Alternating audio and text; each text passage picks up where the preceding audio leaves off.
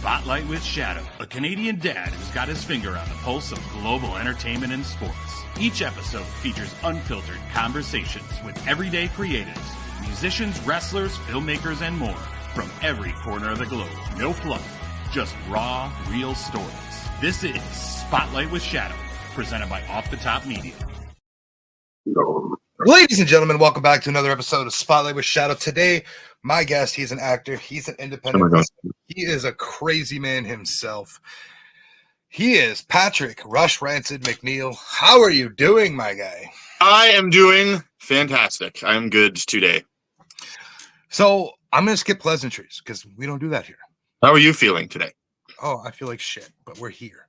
Why do you feel like shit? We talked about it backstage a bit, but let's talk about that. No, let's not. Let's talk about you. The spotlight is on. Okay. So we're going to skip the pleasantries and we're just going to go right into it. I'm going to take a book out of my mentors page here. That was way wrong. But the page out of the mentors book, I'm like, hey, that might be a bit wrong there. Yeah, I'm stuttering over my own words. I apologize. So tell me, what is young Patrick like growing up? Young Patrick like growing up at what age? From like wherever you want to start. Okay, so I was born in North Bay, Ontario, but I was in a military family and still am in a military family because my brother does military. But anyways, we travel a lot. So I went to like Germany when I was a little guy, and I could speak fluent German. Now I don't know a goddamn lick of it besides Scheiße and a few other things, but which means shit. What else is there? Then we moved to Oklahoma at one point, and that's where I kind of started getting like maybe not the craziness, but just like the adventureness, like to things. I started watching. Well, I did watch wrestling then, but like I was getting really into it around then. I like Steve Austin, the wrestler, and I also like Steve Austin, the reptile hunter. And then there was this other guy, Steve Irwin, as well. And I'd watch that shit like all the time. And Oklahoma has tons of reptiles and snakes and lizards and junk. So I'd go out there and hunt and try and find them myself, put them in terrariums and feed them and watch how they work and everything. And then I got into skateboarding, and then I met a bunch of my buddies, and then got into all this film and television and wrestling stuff. And the rest is history. So skateboarding and that. Okay. Now, for my American viewers, I'm sure most of you know what the fuck Letterkenny is. You see he's wearing a beanie, or as you guys call it, whatever the fuck. Oh, yeah, I am. So how do we get there? Like, I know you're an actor, but like, how do we get onto the Letterkenny crew? So it's a kind of a funny story. I went to college for film and television and broadcasting for almost about 5 years. Kind of went to the wrong school, which is funny because if I didn't go to the wrong school, I wouldn't have got on Letterkenny. So like I took film school, which is like how to make films, which is great and all that. And I know all this stuff about technicalities and everything, but I really wanted to be an actor, like in the films. So on my graduation night, I get a call from one of the not producers, sorry, like background casting directors, and she called me and asked me if I want to do be a background skid on the show called like Letterkenny, and I'm like, what the fuck's a background skid? Because previously I went and I just auditioned for it, didn't think anything of it.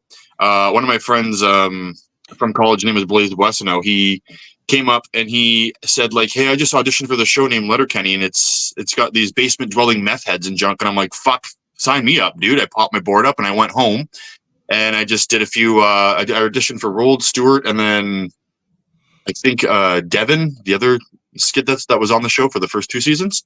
I did all 3 of those and sent them off. And I guess Jared and Jacob thought I was, methed out looking enough to be a part of the fucking skids. So rest was history.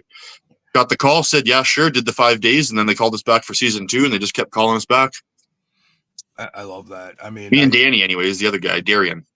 I've told you when we were backstage there, I live like 40 minutes away from where Letterkenny's based off. And it's quite funny that a lot of the shit you see on the show is basically what the town's like.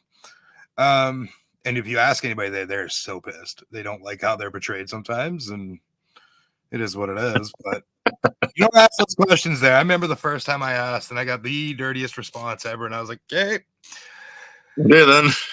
I was like, I'm not asking anymore.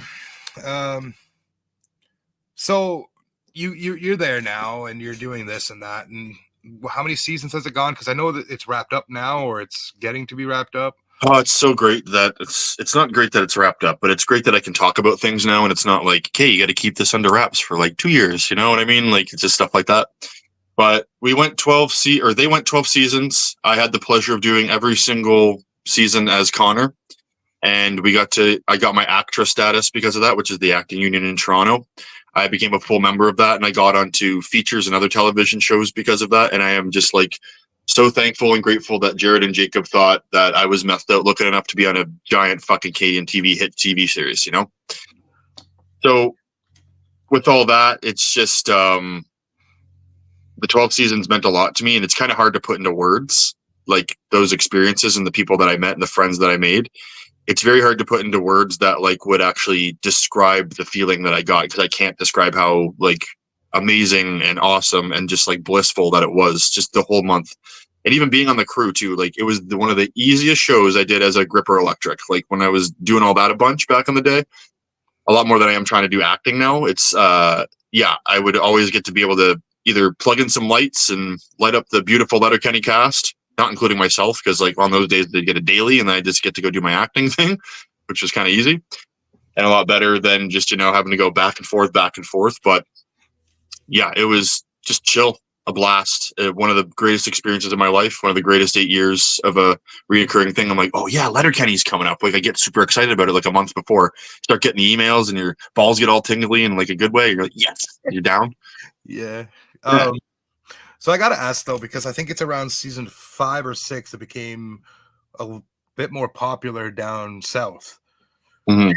Now, in my opinion, the first 5 seasons was more Canadian-based humor, but once the American networks picked it up, it seemed like there was a dialogue shift, so that way the Americans would understand what the hell they're watching. Am I wrong to assume that? I think you might be right, but I wouldn't say that you're wrong either, because like I didn't really write the show.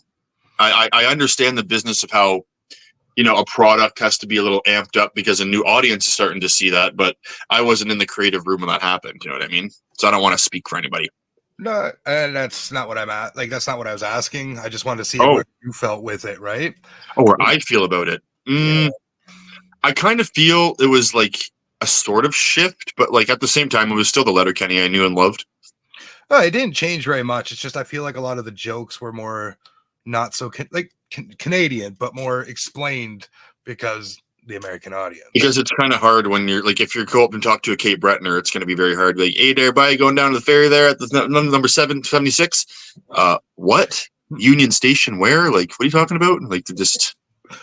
Well, I mean, it's good. Like a show like Letterkenny found as much success as the other successor in Canada, which would be Trailer Park Boys, when it comes to the kind of comedy that's being done. And what's so great is that I got to meet a lot of those people from Trailer Park Boys because of Letterkenny / just like I'm friends with some of them. Like me and Jacob talk almost monthly. Like BM Jacob, we had him on a podcast that I produced with it's called Daily Chronicles. 117 Productions does it. And we had Jacob on, and then he smoked a bunch before, and we all were like, I smoked a whole vape cart like while he was on that interview because we were just having so much fun. And then when we were done recording, he talked to us for another 2 hours. He's like, "Oh, boys, it's almost 5. I got to go eat supper. Like, I'm fucking hungry." He was great. Working on Letterkenny for the better part of 8 years, you said. About that, yes, I believe. Who was the most fun to be around? I mean, I'm sure all of them were, and there's no favorites here, I'm sure. But like, in your opinion, who did you have the most fun with on set? Just the skids. I loved the skid days. All 4 of them. Just in the green room, we were fun. And then when we discussed what we're gonna do for our like grand entrances, or when we had to come in and like those shots where we all come in and we're just kind of faced off and everything. Like, what are we gonna do? What can we do with this stuff? And then like, mostly Evan would be like, really, let's choreograph a dance.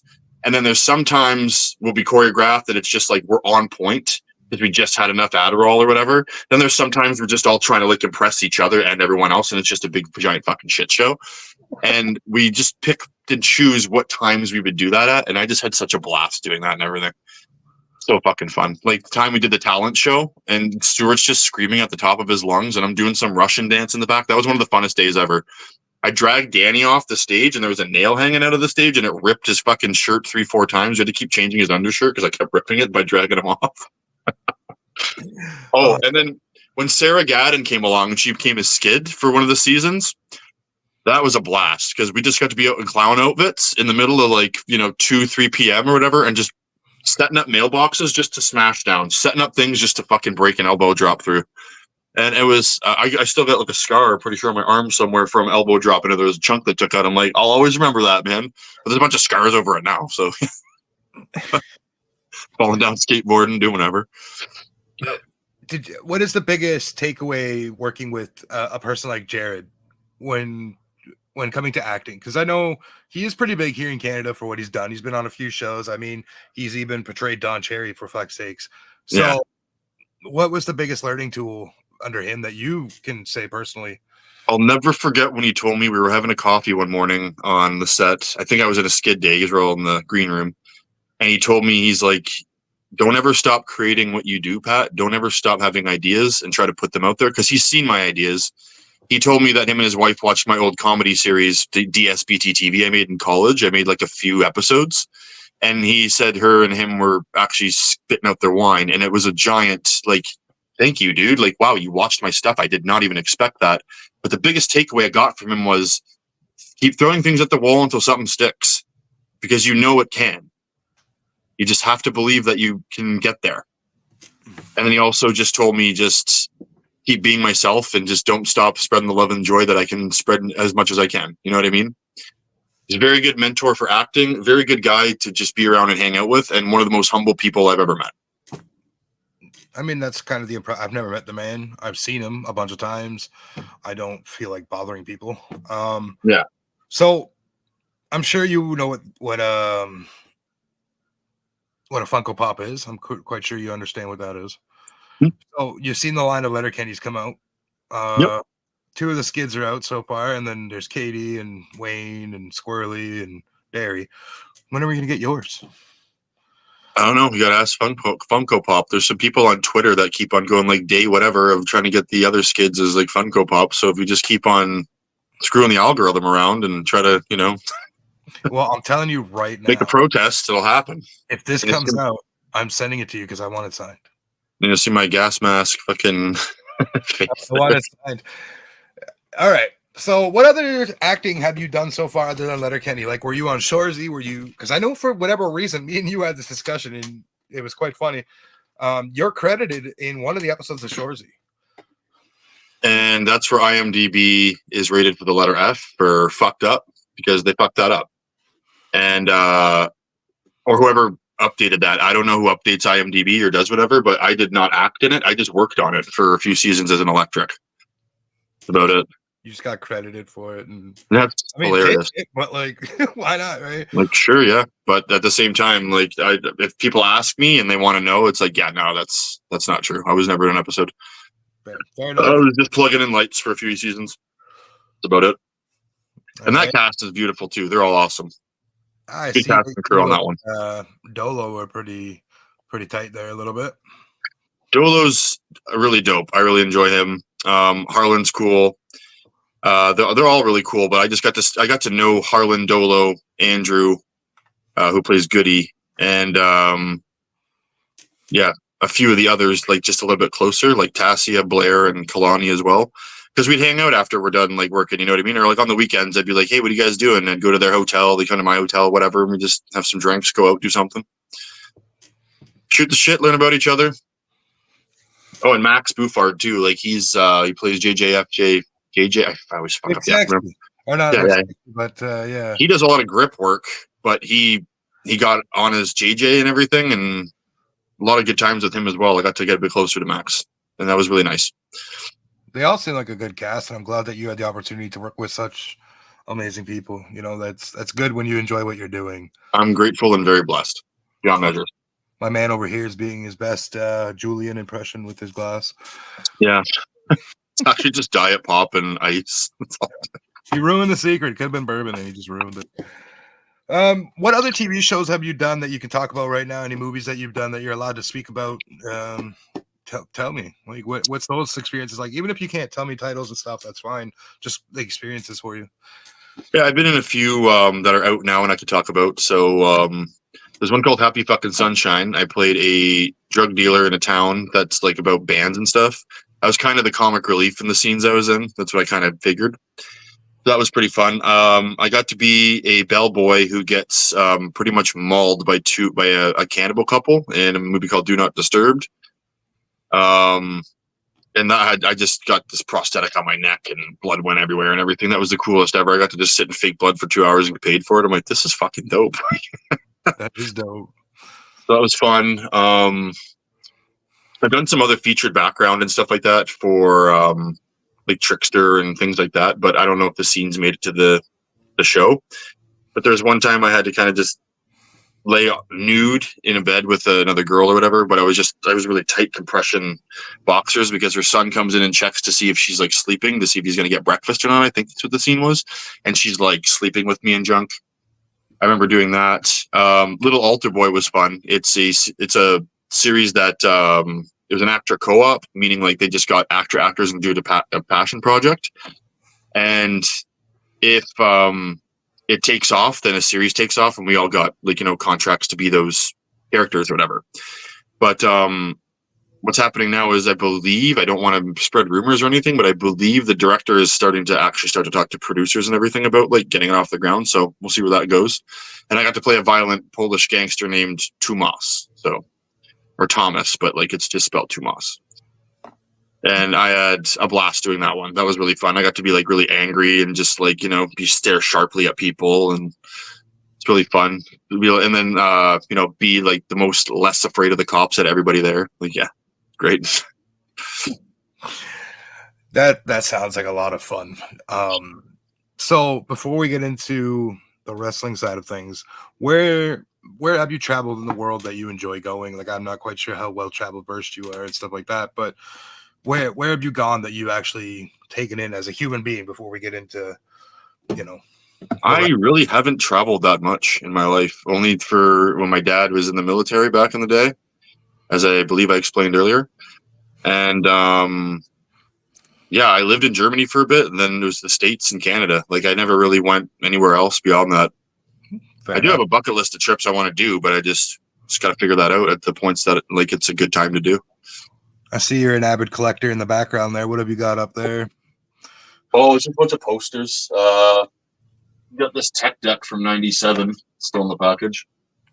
Three Hawks. I collect tech decks a lot. I got a lot, like, I don't know, back there in the crawl space somewhere, but yeah. That's cool. You collect like wrestling figures or anything like that, or? No, I did when I was a kid. I think I might just get back into it. My brother does. He's got like 2 or 3 AEW series or something. Okay.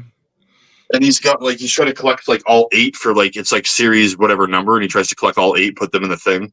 He's kind of like that. I used to collect hockey cards. Yeah, basketball cards too, because I was into basketball when I was a little younger, but team sports kind of started getting annoying, so I went to skateboarding instead. I love skateboarding, still do it today. So let's talk about that a little bit. Your skateboarding passion. Where does it start? What have you done with it? Like, I don't know if you've done like any amateur stuff or nothing like that, but tell me about your passion for skateboarding. Close with the amateur stuff, but anyways, so I was about 9 or 10, and then I don't know, one Christmas I think I was 10. Yeah, I got this Nash board, which is like a Walmart board they call it, and it had these 2 like devil looking eyes on it. I'm like, cool. So I started riding it down the driveway we had in Oklahoma, like just on my butt. Then I started to learn how to ride and like actually cruise.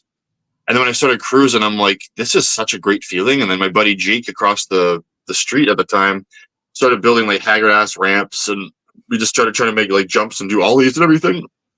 And then I kind of got a little out of it until I went back to North Bay. I got my appendix out, and I started watching like skateboarding videos, like anything from Trans World or like Thrasher magazine, 411 video magazine, 411 VM they call it. They have like a bunch of different issues, and I started like getting into a bunch of different skateboarding companies and the way the graphics were. I loved Toy Machine growing up a lot. And then I got a paper route and bought my first ever pro model. It was Chet Thomas's Dark Star. Dark Star model, that's what it was. And it was just, the more I got into it, the more I just knew you can do this, and like you can make, like, put the trucks together, everything, the mechanics of skateboarding, what you can do, what you don't have to do, like the limitations, there's none. It's independent, because I was going to join hockey or just pick up a skateboard, like, and just keep going. And I didn't join hockey because I got my appendix out, so I missed the season at the time. And then I just went, I'm going to buy a board. And I did. And I just started hanging out with some skater punks and started making skateboarding videos and stuff like that, which kind of led a few places. We tried to get sponsored by like mini teams, mostly me. They're like, dude, you got to get some footage because you got to send it to like Pig Wheels and send it to this one or like Creeper or something. Because I was only like 14, 15 trying to do this. And then I remember I had a letter from, it was like the Pig mini team, but mini team, they meant by like 18, 19-year-old. I thought it was like, I don't know. It was something like that. I forget the details. I would have read it like small guys, right? It's like a small group of amateurs or something. I forget. But I sent in a tape and they said if you were a little bit older, we would try to take you on because like there's all these drugs involved. I'm only 14, 15, right? They're probably drinking and smoking and doing whatever. But like that's just my assumption. I really don't know. But I think that was one of the coolest emails that I ever got when I was a kid. I was like, dude, so fucking close. You know what I mean? Yep. Then I started doing stunts and like mixing that with skateboarding videos. And I made a small, like 1 hour movie called Dirt Squad. And it's just all of us doing stupid things, blowing up firecrackers on like our shoes or running on fire, doing stupid stuff, jumping off buildings, backyard wrestling footage in there. Yeah. Me getting smoked with a fucking chair. Just it bends right over my skull. Just probably why I want to get into deathmatch, but I wish I had my footage of backyard wrestling, man. I got hit over the head with a cast iron frying pan. Oh, that sucks. I've been there. I got a concussion from that. So. Oh, for sure. It's thicker than you thought, right? Yeah, that's what she said. Yeah, exactly. So it's way thicker than lengthwise. I think I'm gonna go home. So you've done some acting, you've done some semi-pro amateur skateboarding, almost got your shot there. Making videos, yeah. Now you're back in North Bay and living life without an appendix. How the hell do you come across Northland Wrestling? I also am sans insulin. I don't have any insulin, so I have to pump it into my stomach all the time as a diabetic. So no appendix and no insulin, but how I find Northland Wrestling. So I don't know. It was kind of a strange time in my life. I just lost someone who was very close to me, and they passed away, and I was very, very like just bummed about that, right? And ever since I was a kid, I wanted to be a wrestler. Like about 8 years old, I saw Mick Foley get thrown off the Hell in a Cell at King of the Ring, 1998, and now I'm like, I want to be a part of this. Like my brain, like just I don't know. It's what I believe was the pinnacle moment because me, my dad, and my brother ordered it in Oklahoma. And we were watching it in the master bedroom, and I'll never forget. Like if there was a camera, you can see all of our faces when we saw it. Just like that man. What? Then when he got up, I remember my dad standing up, like, "What the fuck is going on?" Like he was like zoned right in, right? So I'm like, I got to be a part of this one day. And finding Northland Wrestling was just like I've seen some people that I knew kind of doing it, and I was on a show actually like a month before I got in the ring, and I was watching a Dr. Britt Baker montage, and just her, what's it called there? Her theme song was like super amping me up, right? So I kept on just like listening to it and watching it. I'm like, I'm gonna get the fuck in the ring. I am, and then I talked to Liam, Derek Diggler there. And he started being like, dude, you should come down for a free tryout. It's really fun. And then I went down and I got chopped and slammed and junk, and then did a second session, started paying for it, and I'm still doing it today. Like NRGY represent. That's awesome. So how long have you been in Northland for? And I'm sorry, my camera doesn't seem to be working. Hang on, I'm trying to figure this out. But how long have you been in there? Come on, camera. How long have you been a part of Northland now? Since what was it? May 2022. Okay. I started training there, and then Rush Rancid's debut was August 2022 in a Rumble. And then my real debut was about, I think, February 23. I fought Riot, and we had a good match. I went out there as face, which that does not fit Rush Rancid at all. Rush is a motherfucking, like, he's a snide little shifty bastard piece of fucking garbage work that you just want to punch in the face. But I love playing it. It's fucking great.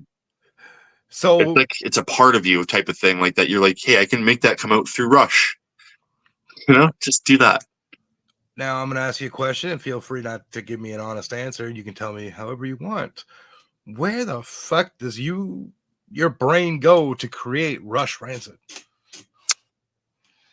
Because that's that just is a good question, because it's like, yourself, my guy. That's something completely different.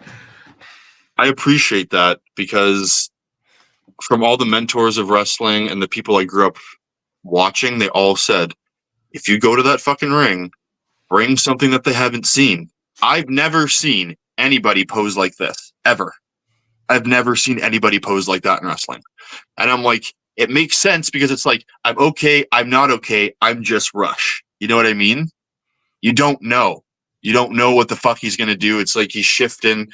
I might pull a Hurricane Rana in a match. Like, it's going to be, he's like that, in that type of way. Like, a desperation maneuver would be something that you would not imagine me doing or ever seeing. But you only pull that out once in a while. There's certain reasons why you do certain things. You know what I mean? So, right. Psychology is there, and that's what you do with it. Yeah, of course. Where do you draw the inspiration when it comes to your moveset and just overall character? Like, who do you kind of try to imitate? I mean, obviously it's your own work, but there's always people that are taking from other people's styles. Like, that's just how wrestling works. So where are you drawing inspirations from when it comes to like your moveset, your finisher, your entrance, other than your taunt? Like, what are you, because that's on your own, but like, where's that inspiration drawing from? It comes from a plethora of wrestlers. A lot of deathmatch wrestlers, because I grew up watching that a lot in my teenage life. Just the blood and like all that stuff, like the extreme violence of it all, was just like, this is like shocking. How is this legal? That's how I used to think when I was a kid. So I couldn't get enough of it. I don't know why. I always love the classic stuff. Don't get me wrong. I will never ever like rip on like Brett versus Owen or anything like that. Like, that stuff fucking made wrestling. You know what I mean? But deathmatch, there's just a certain thing that like I'm drawn to with it. Like, I'm drawn to Cannibal Corpse, or other bands called like Amon Amarth, or things that are like just heavy, like, I don't know, Waking the Cadaver, Devourment, like these bands that are just like, so they try to make such a brutal image. And then it's same with like horror movies as well. So I've always been drawn to deathmatch because of that. But a lot of deathmatch wrestlers are the reason why, or there's certain like move sets, because they only do certain moves or whatever, you know what I mean? But others come from like just styles, like Stone Cold. I like his style. I liked Mick Foley's, and I like to just take and pick certain parts to put into Rush from certain wrestlers. So it's kind of like, I'm not them, but I am influenced by them, because I'm trying to make Rush something you didn't really see before. It's an attraction. You come and you buy a ticket to see Rush Rancid. You buy a ticket to see Rush Rancid get his ass kicked. And he's this tall fucking guy who is like starting to fill out and everything. And then if I get a bit bigger, it'll look even better that like someone's like whipping my ass for being such a tall, fucking unhumble piece of garbage. You know what I mean? Right. I like that a lot with this character. So I try to like vastly make the movesets like even for that, the give and take. I mean, I had the pleasure of watching a match not too long ago at Clash, Great Canadian Clash there. Took out Slater. It was a really good match, and for a man your size, I don't anticipate the stuff that you do, right? Like, because obviously guys that are a lot bigger don't do the shit you're doing, or at least I appreciate that. Or at least now they're just finally finding that groove where they can. But that's typically not the generic big guy moveset. So very athletic in the ring. You have a manager / tag team partner that my significant other Julian calls the Timu Seth Rollins. Julian. So how do you connect with him and you guys become the Gutter Dogs, correct?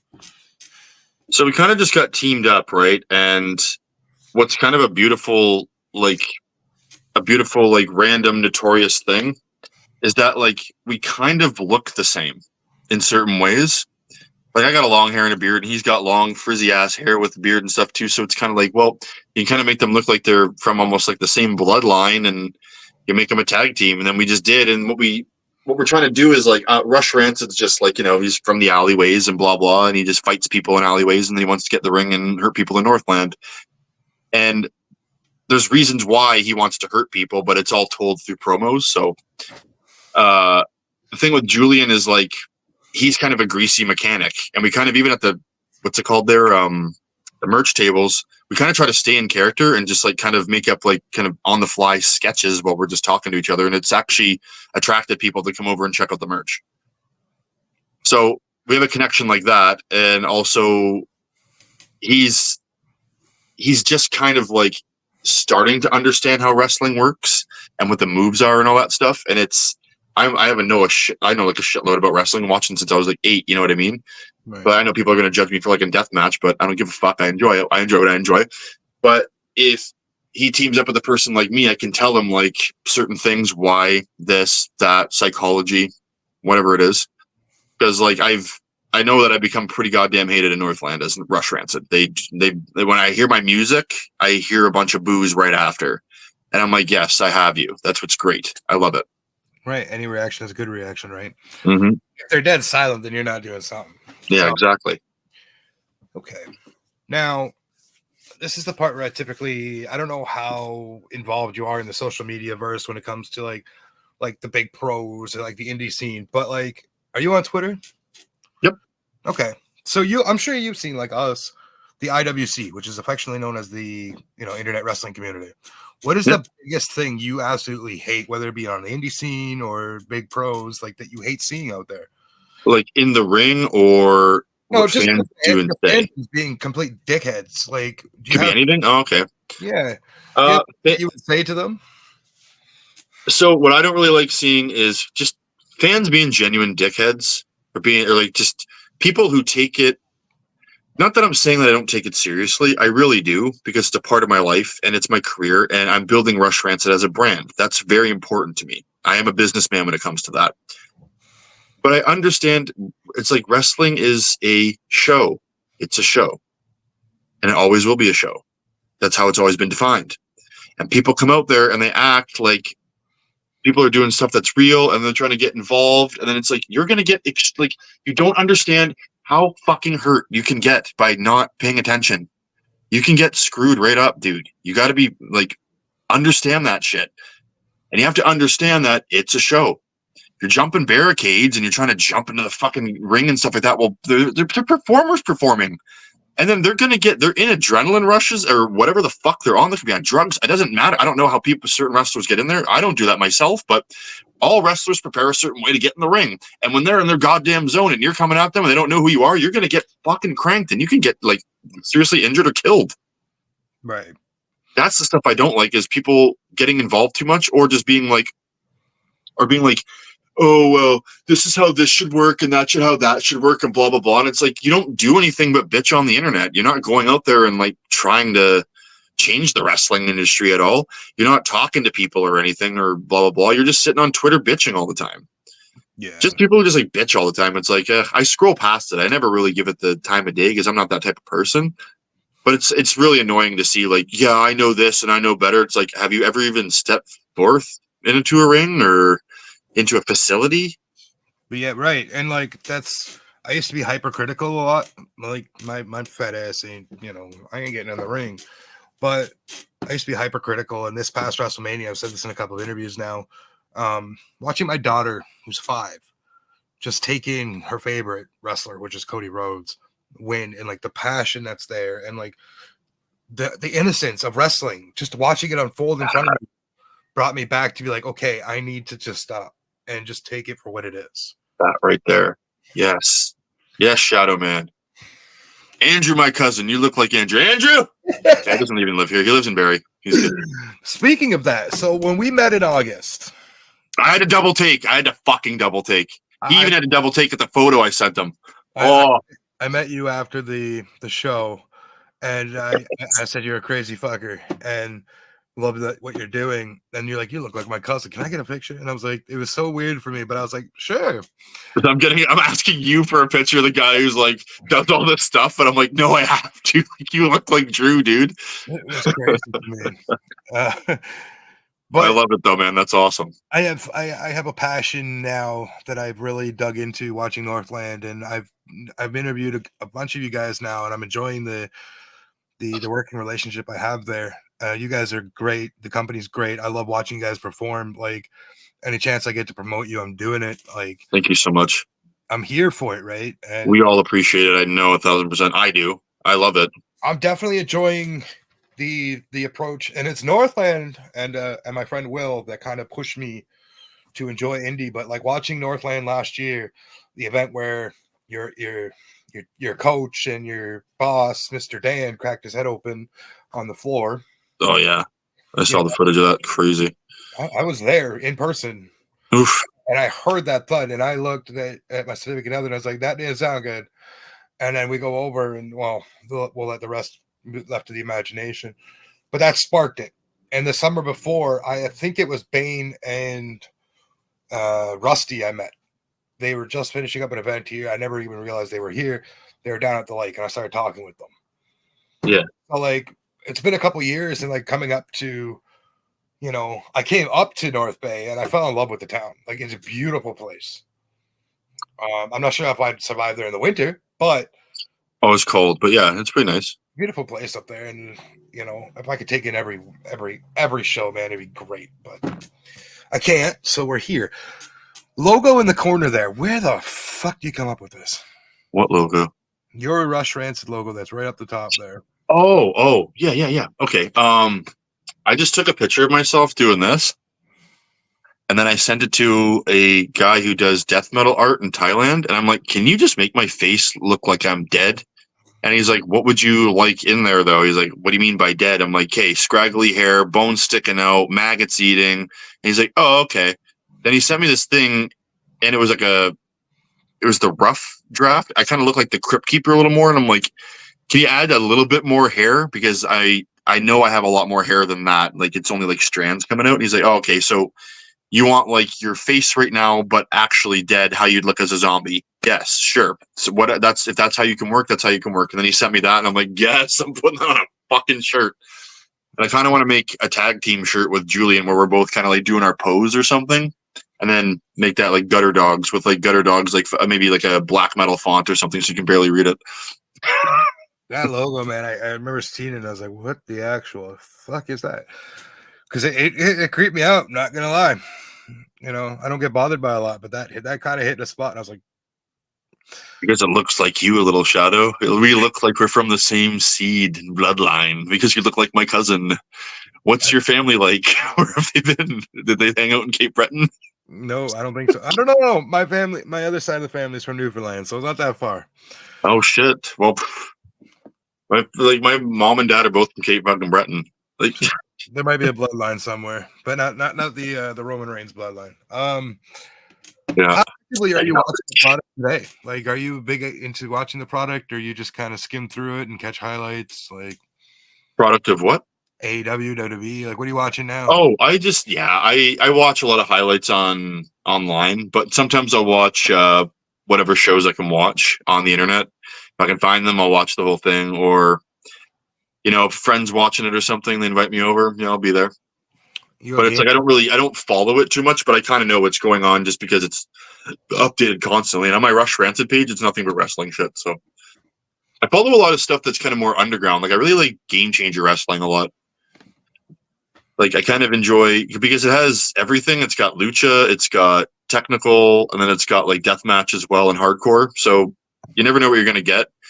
And then you see some of these talents where it's like, I never heard of this fucking person before. And then you watch them, you're like, oh shit, dude, holy fuck. Like, I know indie's kind of just, indie and people make fun of it and I understand it. But I just like we were talking about earlier, try to enjoy wrestling just for what it is. Every product's different. Like, I enjoy mystery wrestling, for fuck's sakes. It makes me laugh. But mystery wrestling's like really gimmicky wrestling. You know what I mean? Yeah, isn't that where the Evil Uno and stuff have shown up lately? Yeah. He announces and stuff, and I think he promotes part of it. So you're into the death match, which I love too. My significant other is a big fan of watching people bleed. So the person that I interviewed recently that you actually eliminated from a battle royal. That is that Kyle. And he said he was quite upset that you eliminated. Like, he was coming out there to work with you, and then you just threw him over. Can't trust Rush. Sorry. So I know that Dan is very traditional. Yes. You'll never have a death match in Northland. But Maybe a weapons match, but there has to be something behind it, I believe. Right, which is fine. But like, have you gone and done any death matches in Not yet. before? Not yet, but this will be the podcast that I'm going to announce it that I have been booked in the Crazy 8 Invitational in Hamilton next March. I love that. And I will have an opponent, I believe, in the tournament. So there's still things up in the air right now, but it'll be March 2nd in Hamilton. Canadian Deathmatch. Get your tickets. There's still some there because then you might be able to come see Rush Rancid. Come boo me. Or boo Rush, because I'm not Rush. When I'm Rush, I'm not Pat anymore. I'm like, no.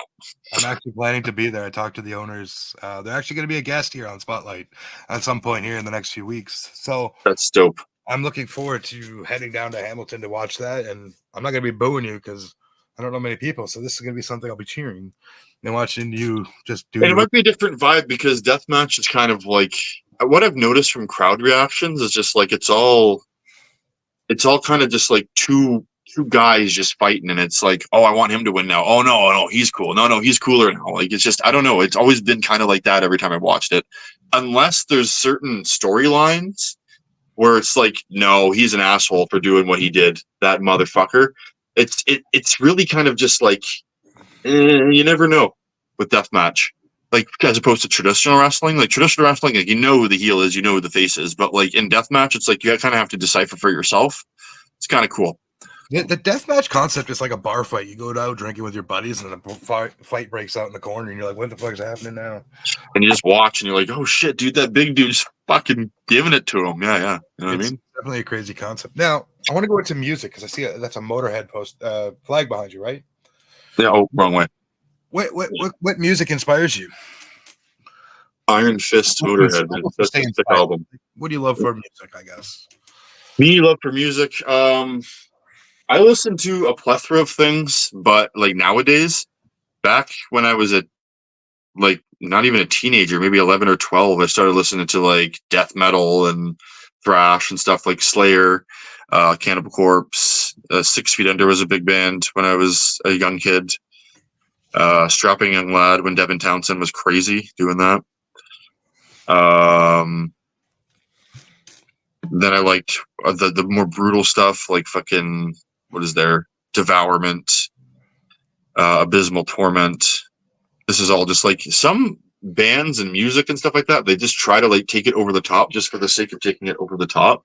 But I really enjoy that. I just think it's like I'm like, let's see what they got. Then I just spin it and I'm like, oh my god, that's fine. That's all. Are you into like Lamb of God and stuff like that, or Lamb of God's great. Then because like there's tons of bands that I listen to as well, where it's just like there's really not going to be a lot of people on earth who you can connect with that band. Like there's a band called Lymphatic Phlegm. And there's like Dead Infection and Dead from Germany. I have patches of them on my jackets. Like I have these patch jackets. Grab a few. He's got an Iron Maiden blanket from the looks of it there. This man in the Letterkenny poster, just kind of depicting his room here. This is yeah, that's great, dude. But yeah, this is like you get patches like this. Like there's a band called Impetigo. I don't know who knows that. Exhumed, gore fucking metal. This is all so familiar to me.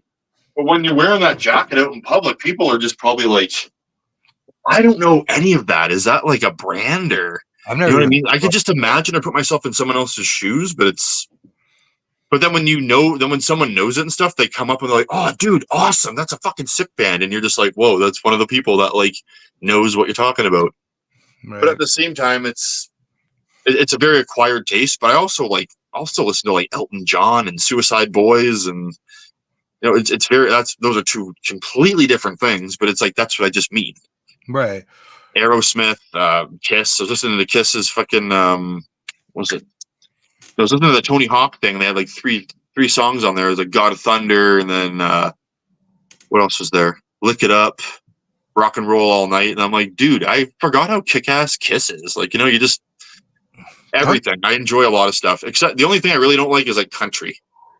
Tony Hawk games were dope for back in the day when you get music you never thought would be in video games. That was all I would play too, man. Was that and like San Andreas? I stayed there for almost 7 days in high school playing San Andreas, trying to beat it.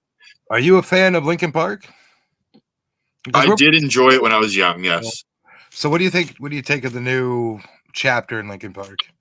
I have not checked it out, but I do understand and appreciate that they want to kind of bring something back to the fans who probably miss the music. It's a tragic thing that happened to the lead singer there and everything, but it's just, if they want to make the show go on, they make the show go on. If they don't, they don't. You know what I mean? Yeah. Like Motorhead never did, because there can never be another fucking Lemmy. Nah, No, there'll never be. there can never be another Lemmy. No, there'll never be another Chester either. But they're starting a new chapter, and they make that very clear. Yeah, it's not like they're moving forward with the same discology. They're literally moving forward. exactly. It's just like Queen did with Adam Lambert. Like, it is what it is. Music prevails, right? 100%. Unless they're like, no, we're not. That was his or that was hers. Like, nope. That's it, right? It's very. A lot of people forget when it comes to Linkin Park. It's not Chester's band. It was Mike's. Yeah. And Mike will take it the direction he wishes. Chester was just along for the ride and made songs iconic.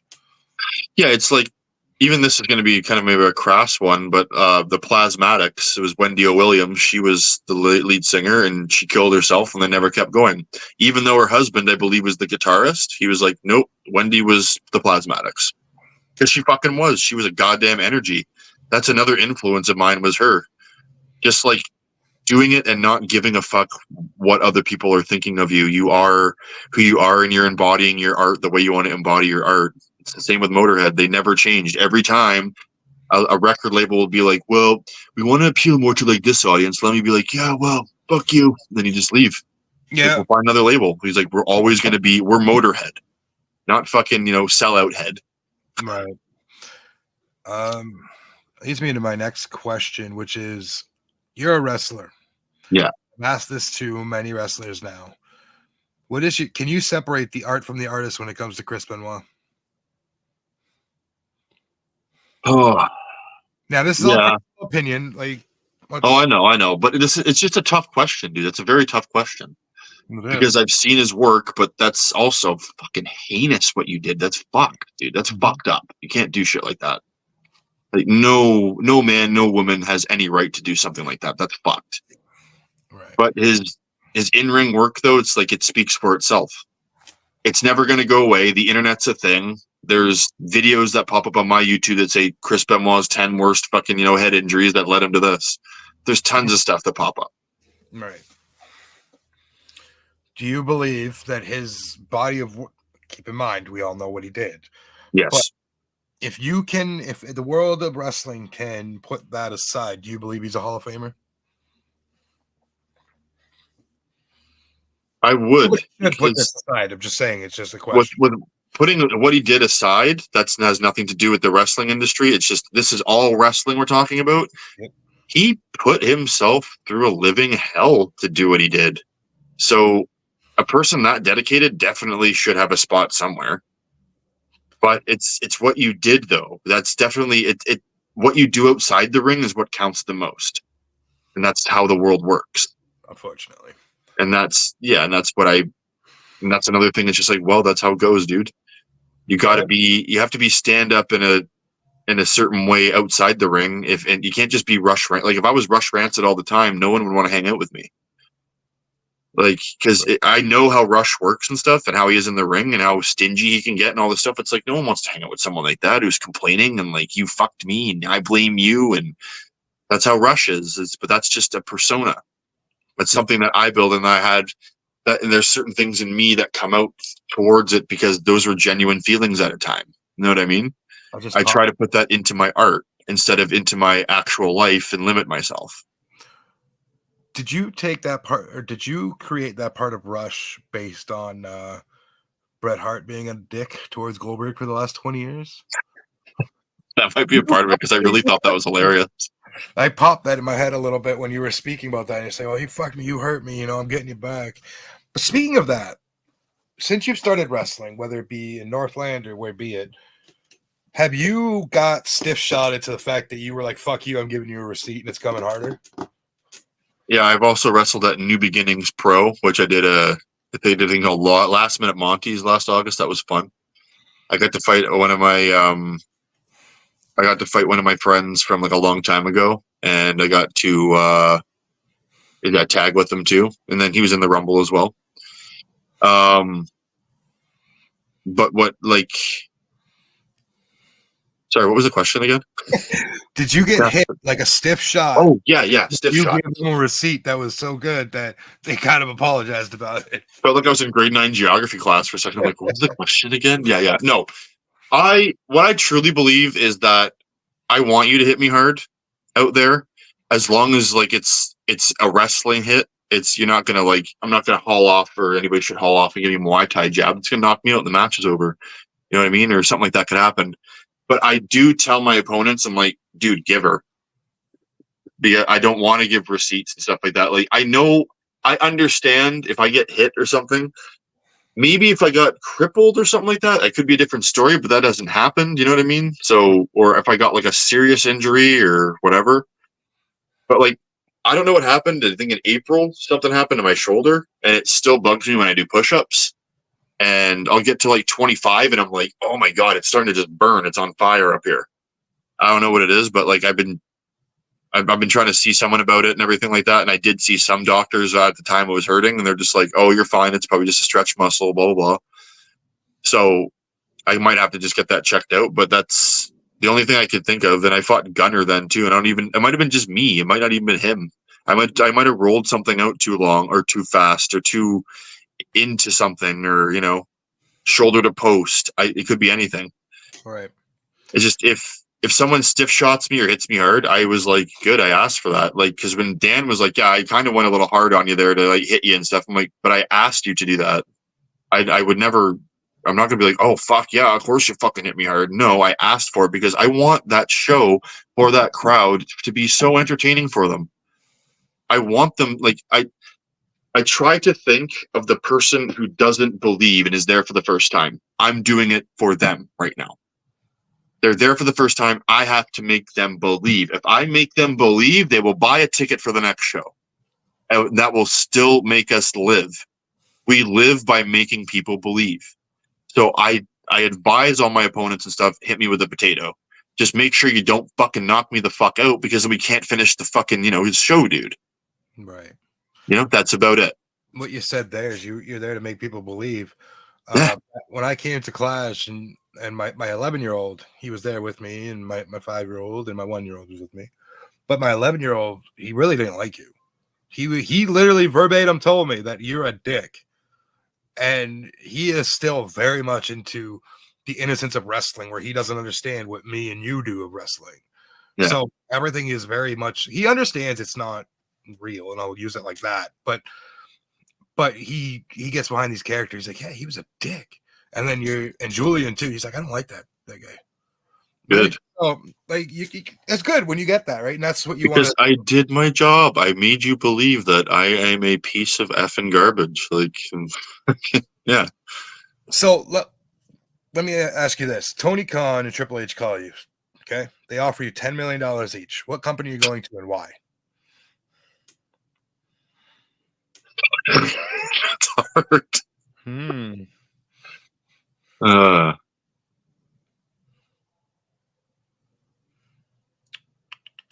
I would probably say, and nothing against WWE, I grew up on it forever.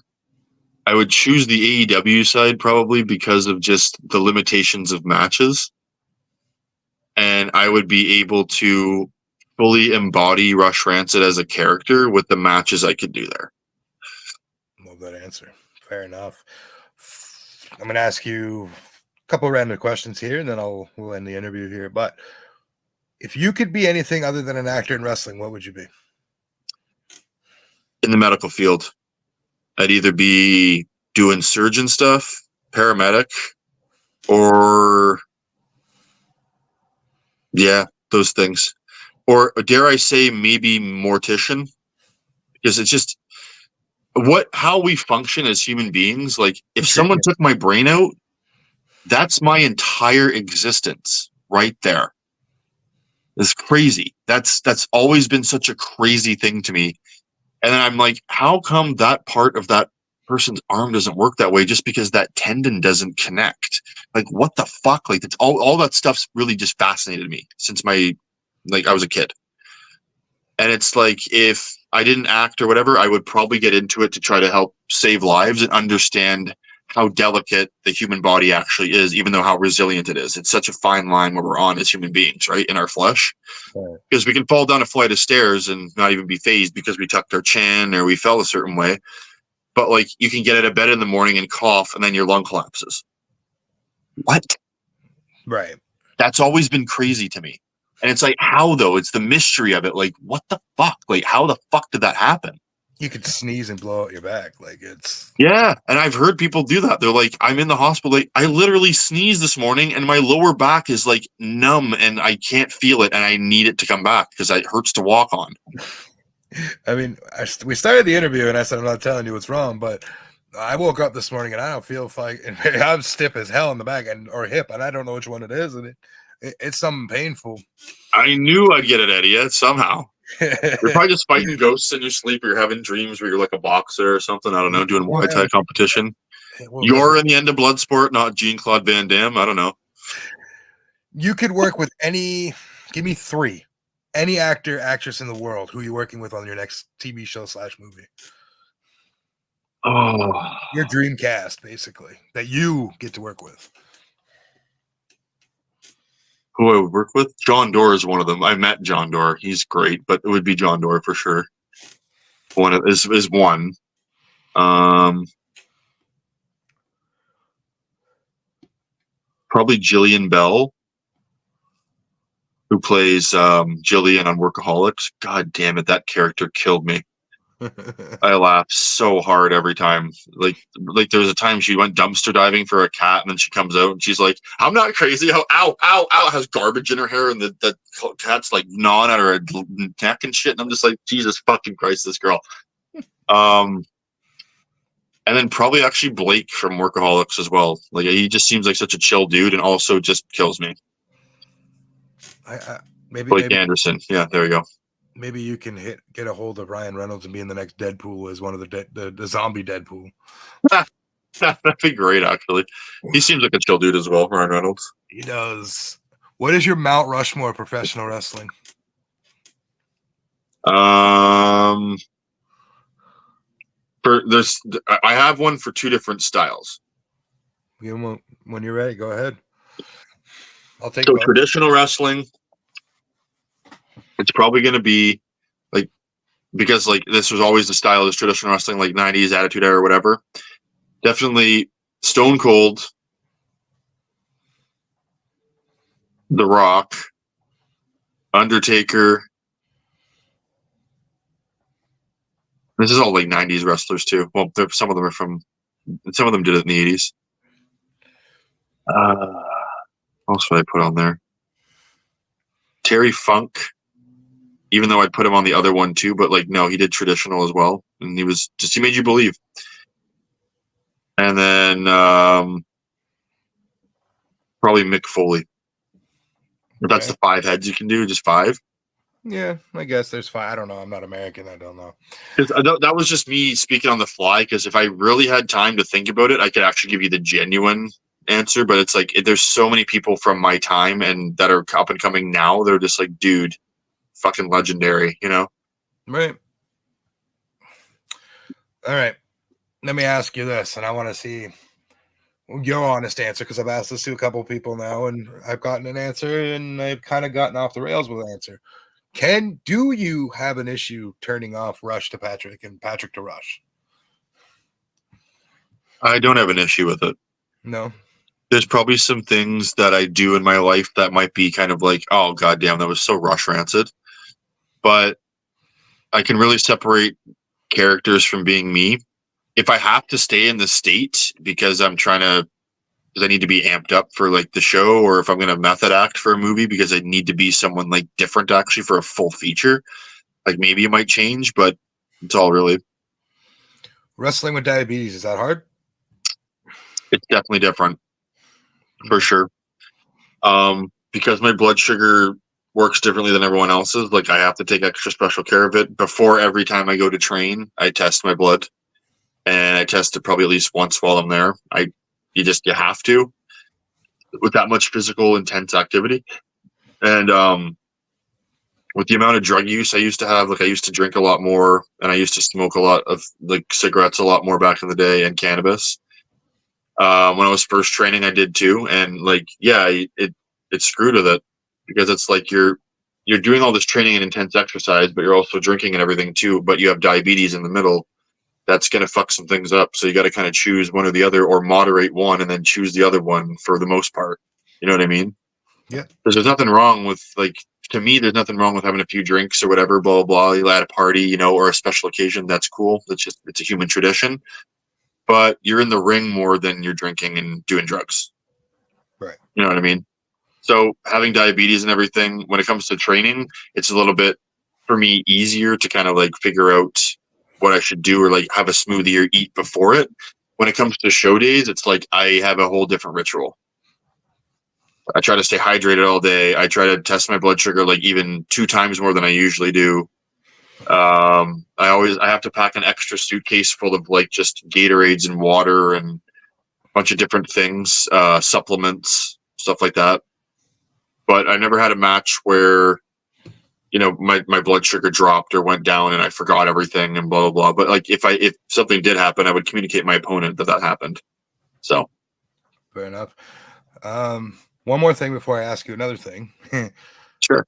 What is something you would tell people inspiring to be professional wrestlers or actors? Like, what is something you would give advice to somebody? Stop listening to everybody else. You need to actually have a voice in your head that you have trained to believe you. You have to make yourself believe in yourself. You have to be like you're pretty much your number one fan. Because if you don't believe in what you can do, despite any limitations you might think, then you won't get ahead. You have to truly believe that you can do it, despite what you have. I'm a type 1 diabetic and I get in the ring. I don't care if I have type 1 diabetes. Why would I let that stop me? It's just stabbing myself a few times with a fucking small little tiny needle with a hormone heroin, I call it. Then you just go and you work off with it. I've learned, because I didn't back in the day, I had no confidence. I didn't, even when I was first acting, I didn't have confidence. I didn't think I belonged. I had all these different things. And then I started like learning about confidence and learning about self-development and how your brain actually works and how you can, it's neuroplasticity that you can change it and rewire it to do certain things or think certain stuff. That I got to this point where I'm like, no, I am confident. I am a motherfucking professional wrestler. I'm goddamn Rush Rancid. I piss off all those fuckers in the crowd, all the idiot marks. They all, and all I can do is taunt them because I'm in the fucking ring as a type 1 diabetic and you're there watching me. You know what I mean? Because I made myself get there. I believed I could do it. I believed that I could get on TV. I'm like, you can do it, dude. You can do this. And you just have to keep telling yourself that you can do it. It might not happen every day, but it'll happen one day if you keep working towards it. So my best advice is just believe in yourself. There's not enough of that in the world.